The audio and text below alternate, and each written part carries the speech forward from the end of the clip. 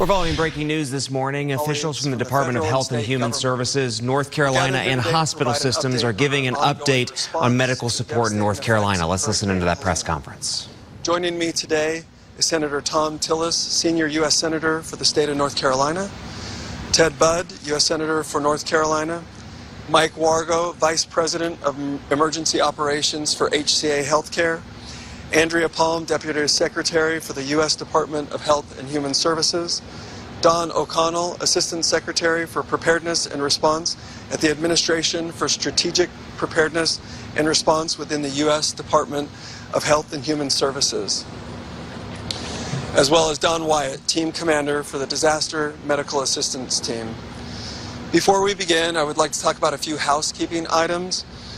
To our media visitors today, we are here positioned in front of our DMAT filled tent, as well as in the emergency department. So I'd ask you to please be cognizant of your backgrounds and what you're filming, just to make sure that we protect the privacy of our patients that are accessing care at our facilities today. Following today's briefing, media will be given an opportunity to tour medical tents, and please do not take photos or videos of patients without their consent throughout that tour. Our community has faced an unprecedented challenge in the recent days, and I want to express my deep gratitude for dedicated healthcare professionals, first responders, and community members who have worked diligently and tirelessly to support all of those needs. Since the storm made landfall, Mission Hospital has been providing full services, caring for a significant influx of patients. We have delivered more than 50 babies and have cared for more than 1,800 patients during that time, providing essential medical care in the face of extraordinary circumstances. HCA Healthcare has mobilized hundreds of additional staff to bolster our operations, including nurses, engineers, security personnel, and emergency operations teams. These dedicated individuals have been working around the clock to ensure the continuity of healthcare services in our community. Earlier this week, I met with Governor Roy Cooper, FEMA Administrator Deanne Criswell, and North Carolina DHHS Secretary Cody Kinsley, as well as North Carolina Emergency Management Director William Ray. We expressed the critical need for resources, and they continue to answer the call for support. The National Disaster Medical System, DMAT, has played a vital role in our response, deploying approximately 375 medical, public health, and disaster response personnel to assist in our efforts. The DMAT teams are operating at Mission Hospital in Asheville and at Spruce Pine Blue Ridge Regional Hospital's facilities in the wake of the regional crisis. These highly trained professionals are providing 24-hour surge support in our temporary medical tents, helping to alleviate the strain on our emergency department. We're also grateful for the unwavering support of our federal and state partners. The collaboration between Mission Hospital, HCA Healthcare, the North Carolina Department of Health and Human Services, the U.S. Department of Health and Human Services, and FEMA has been instrumental in our ability to meet the needs of our community. Despite the challenges we faced, our commitment to providing exceptional care and to our patients remains steadfast. We're working tirelessly to restore essential services and ensure that our community has access to resources they need to recover from this disaster. I'll now turn the floor over to Mike Wargo, Enterprise Vice President and Chief Emergency Operations for HCA Healthcare, to discuss the specific resources HCA Healthcare has mobilized to support these efforts. Thanks, Greg. HCA Healthcare's emergency operations team deployed in advance of Hurricane Helene. Our emergency operations team deployed in advance of Hurricane Helene, activating our Enterprise Emergency Operations Center in Nashville, Tennessee. We've been supporting our colleagues and facilities in Florida, Georgia, and here in North Carolina. We have over 200 incident support team members deployed on site from across our facilities throughout the United States, and we're supporting with well over 200 nurses on site. Upon our arrival here, we established command with the local facility. We understood the needs and began an assessment to understand the needs of the community, starting with life safety, infrastructure, and operations of this facility. We brought in resources through our supply chain health trust, including heavy lift helicopters, to ensure we had the ability to distribute water, food, critical supplies to all the rural facilities, that we have responsibility for. We established a collaboration and communication with our colleagues at FEMA and certainly at the ASPR's office, at the Secretary's office in D.C. We've been able to build a collaborative relationship with our national disaster teams, the DMET teams here, as well as Blue Ridge and our DMORT teams that we stand ready to support our community. We're here for the community. Our priorities are continuing quality care within our facility here. We've been able to bring water tankers to bypass the water system. The facility just behind you is fully operational for all trauma care, cardiac care, stroke care, and routine care of our facility. That's our #1 priority. We're beginning to look at operations in our remote facilities to augment that as well. This goes well beyond the doors of our hospital. It goes into the community here in Asheville and Western North Carolina. So we stand ready to partner with our state and federal colleagues in all aspects of this to support our community. Thank you for being here, and thank you for giving attention to the community that's in need. Next, I'm going to turn this to Andrea Palm, the Deputy Secretary of the U.S. Department of Health and Human Services.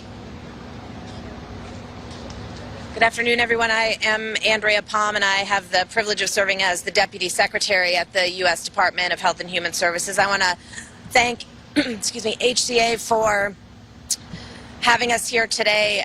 Thank our Senator Thom Tillis for his partnership and the way in which the collaboration more broadly, as you are hearing, is really meeting the moment to do what we need to do for communities here and across the Southeast. Obviously, I can't sort of talk about our response without first expressing our condolences to those here in North Carolina, across the Southeast, who have lost loved ones, family, friends, neighbors, and obviously we are here for the long haul, as the President and the Vice President have challenged all of government to be for the people here attempting to recover from Helene. I want to just sort of lift up a little bit. You're going to hear from our Assistant Secretary for Preparedness and Response about what you're seeing here and what you will be able to tour afterwards, and sort of put in context the way in which the U.S. Department of Health and Human Services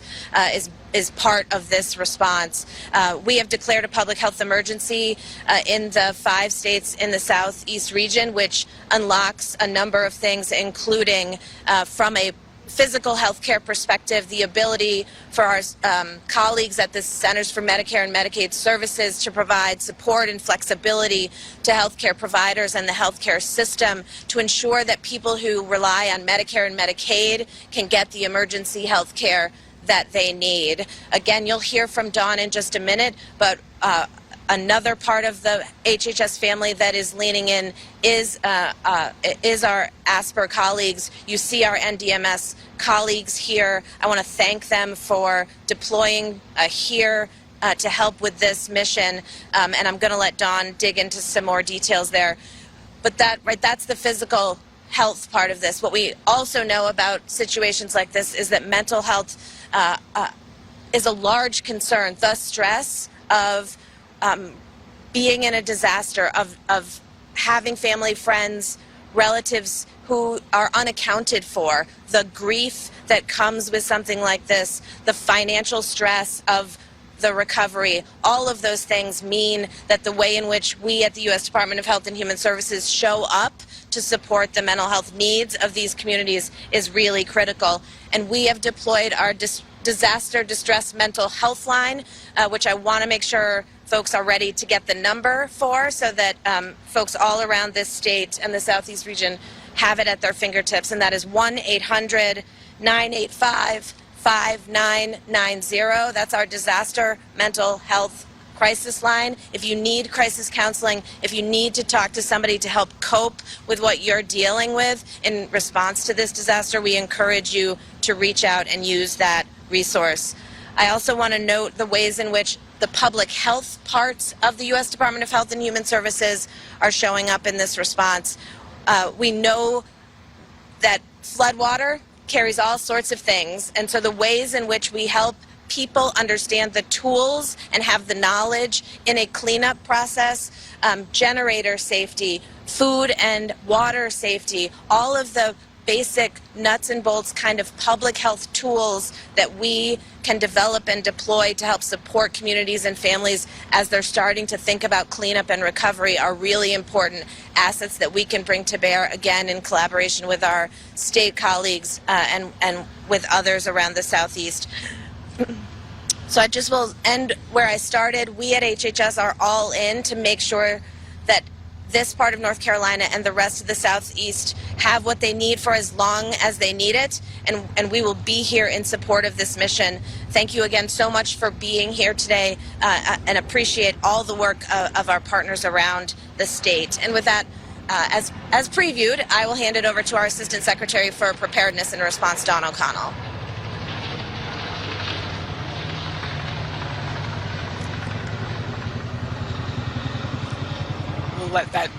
Let that fly overhead so you can continue to hear what we're saying.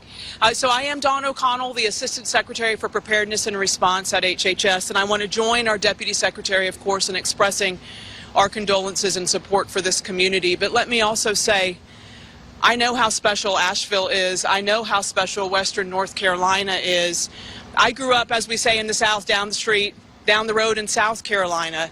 And as I grew up, we spent summers coming up to Asheville. So I have paddled in these rivers. I have eaten in these restaurants. I have been part of this community. I also have to say, after a fateful trip to Grove Park Inn, my 2-year-old took a tumble off the terrace, and I've been to Mission's emergency room. And it was a wonderful hospital environment, and so I'm so pleased that we've been able to come in and bring our National Disaster Medical System teams to help augment the good work that's happening here at Mission. So ASPR will go to whichever communities are needed, and we do this in concert with our state partners. And since we began to see this storm forming, we deployed our teams first into Mobile, Alabama, and Jacksonville, Florida, as we were anticipating that landfall. But as we often see with storms like this, it's not the initial landfall that creates the biggest impact. It's the second and third order effects. So as soon as we started seeing the impacts here across the Southeast, we moved our teams up. And I'm pleased to say we've got over 300 team members deployed to support our response. We've got the Disaster Medical System team here in Mission. They're from California, and I'm proud of the work that they are doing. We've been able to walk through their tents, and I know that you will be able to too. And just to understand the level of impact they can have, 3 days ago the hospital's emergency department occupancy was over 200%. Within 2 days, with the help of our NDMS team, the hospital ED is now at 50%. A few days ago, the hospital had more than 100 patients waiting in the emergency department. Yesterday, the hospital had 1 patient waiting to be seen. And that provides a level of care for this community that we are proud to support, but it also allows the doctors and nurses that work at this hospital to take care of their families and their homes, because we know that they've been impacted too. We have a second disaster medical assistance team in Spruce Pine, North Carolina.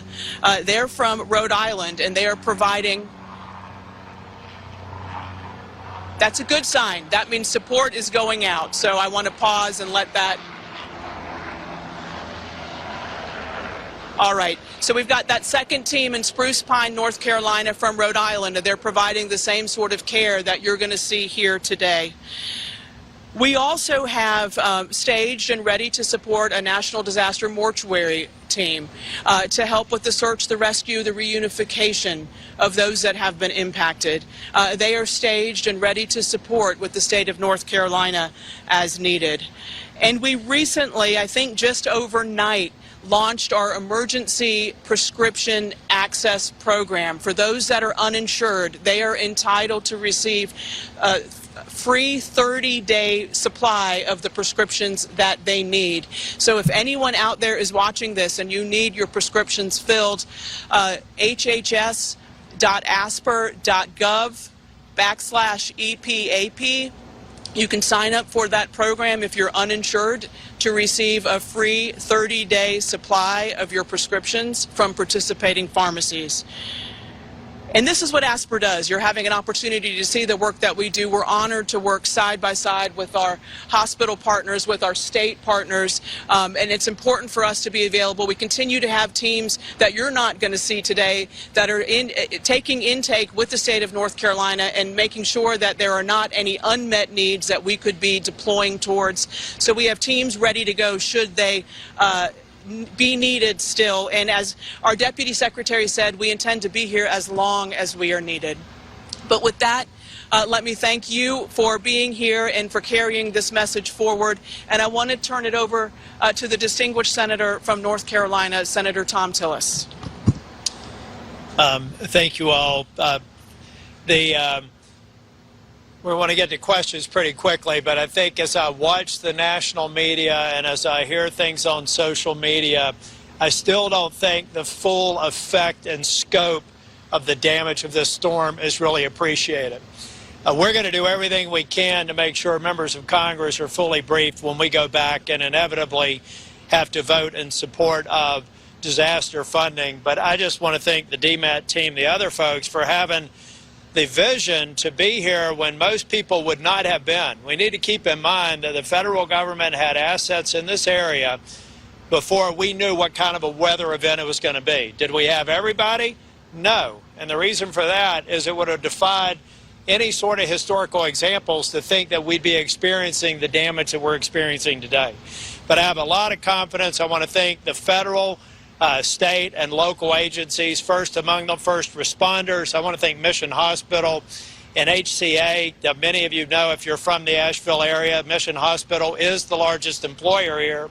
So at the same time that they're providing critical health care, they're dealing with the circumstances of employees who have devastating situations at home that they had to deal with. This facility allows you to decompress.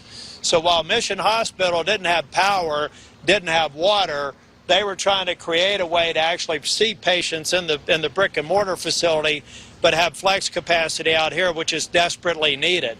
Now Mission Hospital has power, and they are piping in about 250,000 gallons of water every day into a pressurized water system. These are all the things that are happening behind the scenes that are taken for granted, that quite frankly, if it wasn't happening, this disaster would even be far worse than it already is. So I want to thank Secretary, I want to thank everybody for coming here, shedding light on this disaster that we're dealing with, and I want the people of Western North Carolina to know we're in it for the long term. Thank you for those comments and for all the efforts from all of our agencies and individuals and caregivers. We really appreciate that collaboration. I think it's apparent, and you've seen that as we partner with our federal, our state, our local agencies, with private industry, with HCA Healthcare, some pretty incredible things can occur, and we're here for our community. We'd like to open it up for some questions at this time. Back here. This question's for Senator If you could please provide. Sure. I'm Rachel Lloyd with Spectrum News. For Senator Thom Tillis, some people feel that the federal declaration came a little late, which could have hindered FEMA's response. How do you feel about the response? Did it come fast enough? Look, I've lived in North Carolina for almost 30 years. I've seen a lot of storms come through this state. I'm actually impressed with how much attention was paid to a region that wasn't likely to have experienced the impact that they did. The unique nature of just the sheer land mass and then the unique terrain within Western North Carolina is very challenging. Are we going to score? You never score an ace on a disaster response. But the only thing more difficult than a hurricane response is what we've seen in the western part of the state. We have a certain muscle memory and experience with positioning assets out on the coast because you have time. Here, this was right out of, this is a new playbook. For anybody who thinks that any level of government, anybody here could have been prepared precisely for what we're dealing with here, clearly are clueless. They're doing a great job. There can always work harder. There's always kinks in the slinky. We're working them out behind the scenes, but I think we're all here to send a message that we're working together, and I'm pretty proud of the effort that's been done now. Will I be silent in any areas where we can do better? No. But right now, I'm out here to say that we're doing a good job, and those who may not be on the ground who are making those assessments ought to get on the ground. Excellent. I just want to add to that.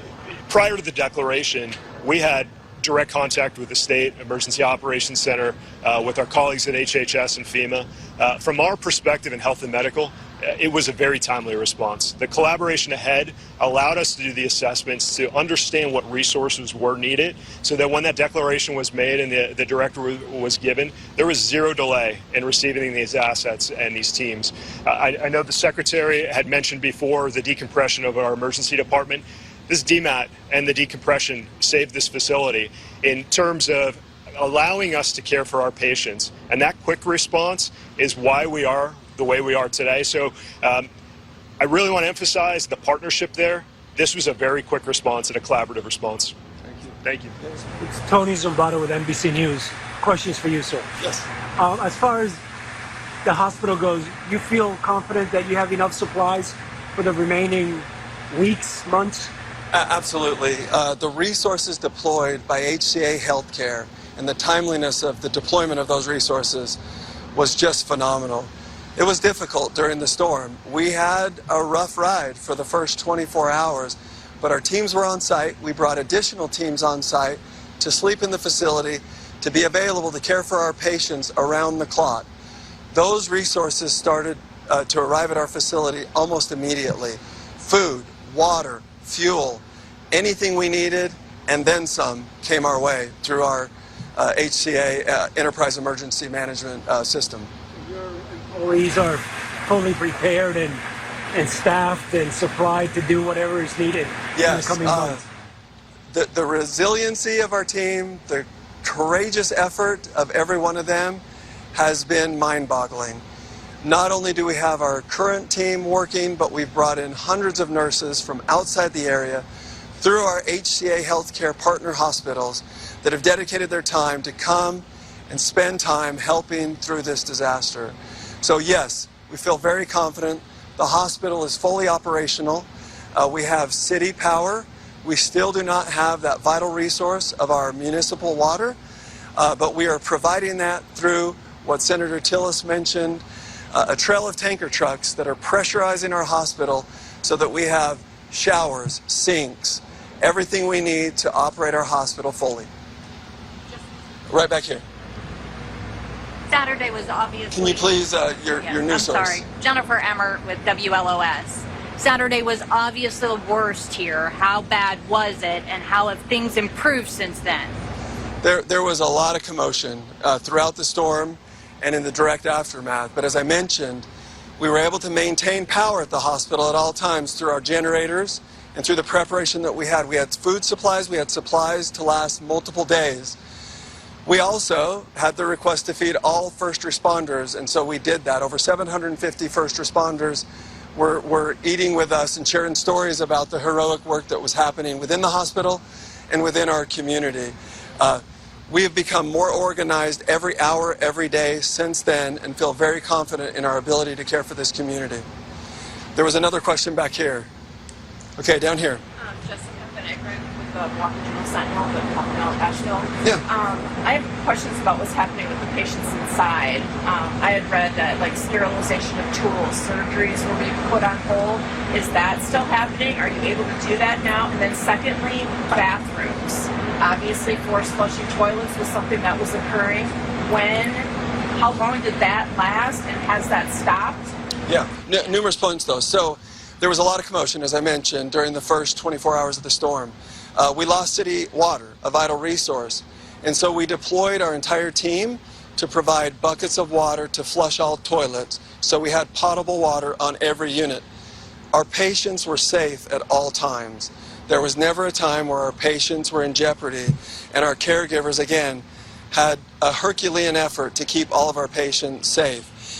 Since then, and with the pressurizing of our water system, we've been able to have showers, toilets, sinks, and everything available. So at no time were our patients at risk. We had infection preventionists, teams of them, rounding in the hospital, double-checking the safety of our patients. We also had industrial hygienists that were here looking at all of our sterilization, processing, and all of the different things that we do in a hospital. The resources from HCA Healthcare deployed also mobile sterilization, where we moved sterilization processes outside of the disaster zone, had them sterilized, and brought back to appropriately use for our patients. So again, a lot of different things happening in a short period of time. Yeah. If I can add to that, we really leveraged the scale of the organization. As Greg mentioned, the sterilization, we used remote facilities that had capabilities. We had the intermediate transport. We had a cache of sterilization trays here so that we can stay open to trauma services, but we partnered with our Health Trust supply vendors in those facilities to maintain that every day, constant supply. The first few hours weren't pleasant. I'll be very direct. When we got here, this is a community that just was decimated. And our job in the beginning was life safety. What are the priorities to care for our patients? How do we support our staff? How do we get additional staff in here to relieve our staff? But the environment at first, we did the best we could to maintain the cleanest environment that we could. It's improved. You go in there, it looks like a hotel right now. We brought the resources in. It is cleaned up. You have all the resources you need. However, we are dependent on a supply chain. We have contingency plans in place that if part of that supply chain fails, we have action plans. What's our next plan? What's our next move? So I want you all to be assured that we are stable, but there are capabilities in play with our federal partners to continue care for our patients, even if there's another insult or disruption. And just to add to that, you know, our most important asset here at the hospital are our people. And so bringing individuals in to sleep at the hospital, to care for patients day after day, we understand the fatigue and the unique situations that they were in, where they may not have heard from their family members. They did not know the status of their homes. So we set up mini marts and mega marts in every one of our hospitals to provide food, water, supplies, cleaning supplies. We set up mega marts where we had tanker trucks full of fuel, where we fueled over 5,000 employees' vehicles to be able to get back and forth to their homes and return to care for the patients in need here in Western North Carolina. Guys, do you have time for like 2 more questions to make sure you have time? Okay, right here. What's your Can you say your news outlet? Public radio. A lot of people are out amok cleaning out their homes, their businesses. What's the preparation for people that might become infected with that muck and that water that was infected? And what are the preparations here for mental health services, for doctors and nurses who are seeing all this traumatic stuff? Public health? Sure. Part of our emergency operations program is we have a behavioral health incident support team. So as we deploy folks like myself to help manage the incident, we're now at a point that we bring clinical specialists in, therapy dogs, to spend time with all of our providers, all of our employees, our first responders, that we can, to help them decompress and understand their needs. That's also an assessment what the community's needs might be. We'll partner with our state colleagues, our local colleagues, and certain our federal colleagues to expand those behavioral health services to support the long-term needs. Sir? Yeah, Andrew Jones, Asheville Watchdog. I just want to jump off that a little bit. I talked to 15 doctors in our committee yesterday. Some of them are really concerned about the second wave of patients that may become infected with either respiratory diseases or other bacterial diseases as a result of not having water in our community. What's the prep that's happening for that? From a clinical standpoint, we've got a team of colleagues, physician leaders, nursing leaders, infection preventionists that are really focused on that. This becomes the public health side of things, the long-term side of things. Our local health departments, our federal health departments will come together to assess the needs of the community, to advance resources to support that. This won't be short-term, this will be long-term. We've got to really look to the integrity of the public health system, the hygiene within the community, and offer them water services that are being deployed, hygiene services that are being deployed, and just continue to assess the needs and provide those resources. Can I piggyback down from Andrew's question? Again, news outlet? The longitudinal sentinel with the Asheville Citizen-Times. You talk about hygiene out in the community. We've been noticing, and we've been seeing, and we've been dealing with, toilets in our facility that are still unusable. Porta potties like downtown Asheville that are routinely full up to the top. Like people aren't drinking water because they don't want to have to go to the bathroom. The porta potties are disgusting. So I know that it might not be this group's job, but how and when is that relief coming in And whose job is that? Because I think there's a lot of people that are working in Asheville, downtown specifically, and it's just a void for those things. And I can't help but think that part of that second wave is because of that. You know, that it's... Yeah, thank you for that point. So that we're very connected with our local officials and all the relief efforts that are coming in. So I think more to come on as those resources are deployed throughout the community, a little outside of the hospital, and they could provide that. They have briefings at 10 o'clock and 4 o'clock every day, so I think that's probably the appropriate forum to ask that question in. I think we're close to time. We might have time for one last Wait, one last question, yes.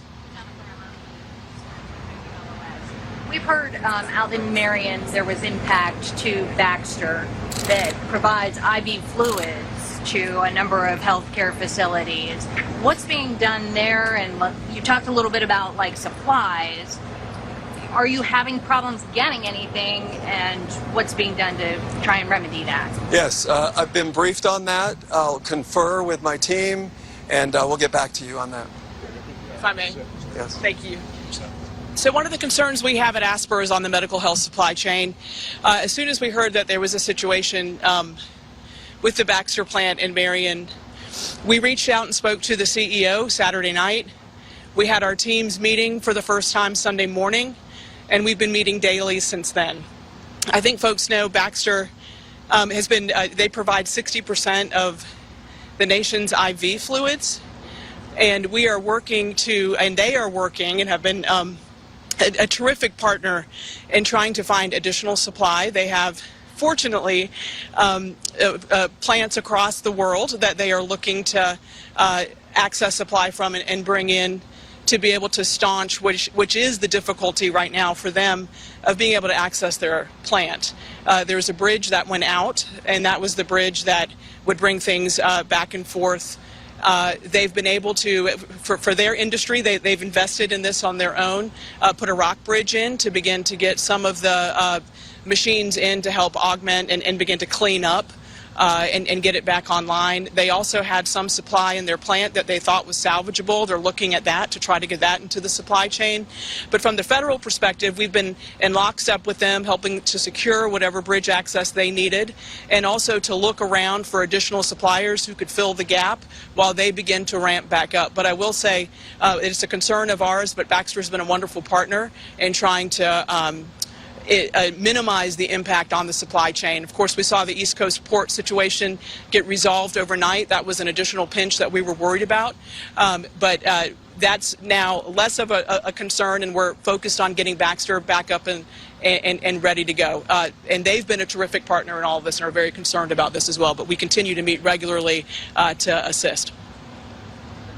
I would just say to that end, the Food and Drug Administration, also a member of the HHS family of agencies, and as Dawn noted, there are a couple of other domestic manufacturers for some of these products, and we, through our colleagues at FDA, are in touch with those manufacturers about the opportunity for them to ramp up as Baxter is getting itself square and assessing their situation and getting back online and back up to full capacity. But we're, again, pulling all the levers we have at HHS to make sure we're leaning in to support this work more broadly, including our colleagues at FDA. I want to thank you all for being here. We appreciate and value the partnerships that we've created and we're working through, and look forward to a unified approach to our response. Thank you. Thank you, everyone. You've been listening to health leaders in Western North Carolina give an update on the health situation there at Mission Hospital, the largest hospital in Western North Carolina. That was HCA CEO Greg Lowe speaking at the end, although also Health and Human Services representatives on scene there. One thing I do want to call out right out of the gate, Health and Human Services said that they were with Western North Carolina and our community for the long term, but they mentioned the Emergency Prescription Assistance Program. And I want to give you some information on that. That is a prescription program where it covers certain prescription drugs if you weren't able able to get a refill if you don't have health insurance, if you need that for up to 30 days. It also covers vaccines and certain medical equipment as well. This is available on their website at hhs.gov. If you do believe you qualify for that, you need a prescription refill. That number, according to the Health and Human Services website, is 1-855-793-7470. Again, 855-793-7470. WYFF News 4 at noon begins right now.